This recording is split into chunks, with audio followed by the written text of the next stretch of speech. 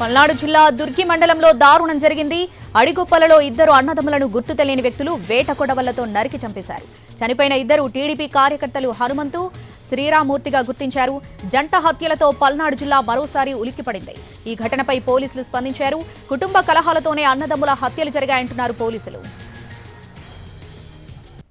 ఈ ఘటనకు సంబంధించి పూర్తి అప్డేట్స్ మా ప్రతినిధి రామారావు అందిస్తారు లైవ్ లో. రామారావు, ఎవరు ఈ హత్య చేసుంటారు? కుటుంబ సభ్యులు ఎవరిపై అనుమానాలు వ్యక్తం చేస్తున్నారు? డీటెయిల్స్ ఏంటి? శ్రావణి, పల్నాడు జిల్లా దుర్గి మండలం అడిగొప్పల్లో జంట హత్యలు జరిగాయి. ఇద్దరు అన్నదమ్ములు హనుమంతు, శ్రీరామూర్తుల్ని అత్యంత దారుణంగా నరికి చంపారు. గ్రామంలోని బొడ్రాయి సెంటర్లో హనుమంతును, అలాగనే ఏదైతే అడిగొప్పల పక్కనే ఉన్నటువంటి నీలంపాటి అమ్మవారి దేవస్థానం దగ్గర వాటర్ ప్లాంట్లో ఉన్నటువంటి శ్రీరామూర్తి, వీళ్ళిద్దరినీ కూడా చంపడం జరిగింది. అయితే ఈ హత్యకు కేవలం వ్యక్తిగత కారణాలే కూడా ఆ కారణంగా కూడా తెలుస్తుంది. అయితే గత కొంతకాలంగా ఏదైతే మృతులైనటువంటి శ్రీరామూర్తి, హనుమంతులకను అదే గ్రామానికి చెందినటువంటి నరేష్కి మధ్య కొంత వివాదం నడుస్తుంది.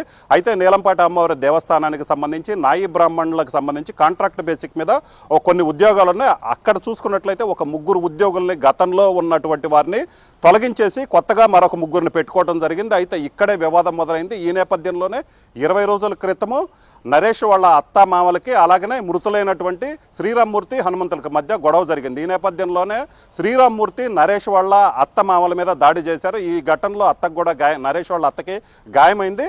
సో ఈ నేపథ్యంలోనే వాళ్ళిద్దరి మధ్య కొంతకాలంగా విభేదాలు నడుస్తున్నాయి. ఈ విభేదాల నేపథ్యంలోనే కూడా హత్య జరిగినట్లు పోలీసులు ప్రాథమికంగా నిర్ధారిస్తున్నారు. అయితే వీళ్ళందరూ కూడా బంధువులే కావటం గమనార్హం. ఎందుకంటే వీళ్ళందరూ టీడీపీకి సంబంధించిన వాళ్ళే, అలాగనే బంధువులు కూడా.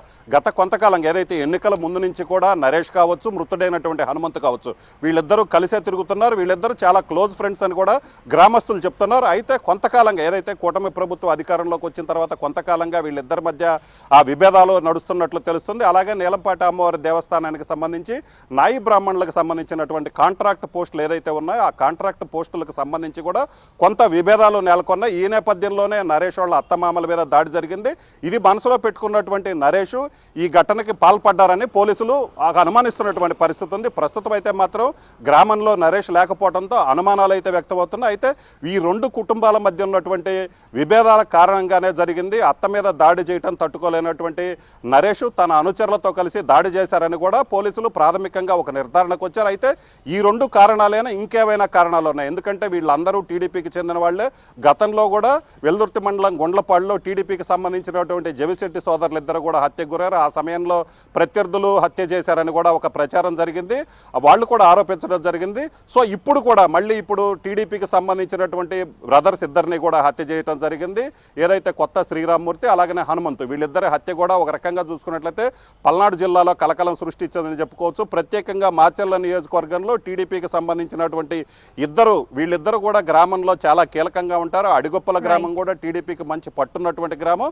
సో ఈ నేపథ్యంలోనే బంధువులైనటువంటి వీళ్ళు, అలాగనే ఒకే సామాజిక వర్గానికి చెందిన వీళ్ళ మధ్య ఇప్పుడు జరిగినటువంటి వివాదం ఏదైతే ఉందో ఇదైతే మాత్రం రాజకీయంగా సంచలనం సృష్టించిందనే చెప్పుకోవచ్చు. శ్రావణి.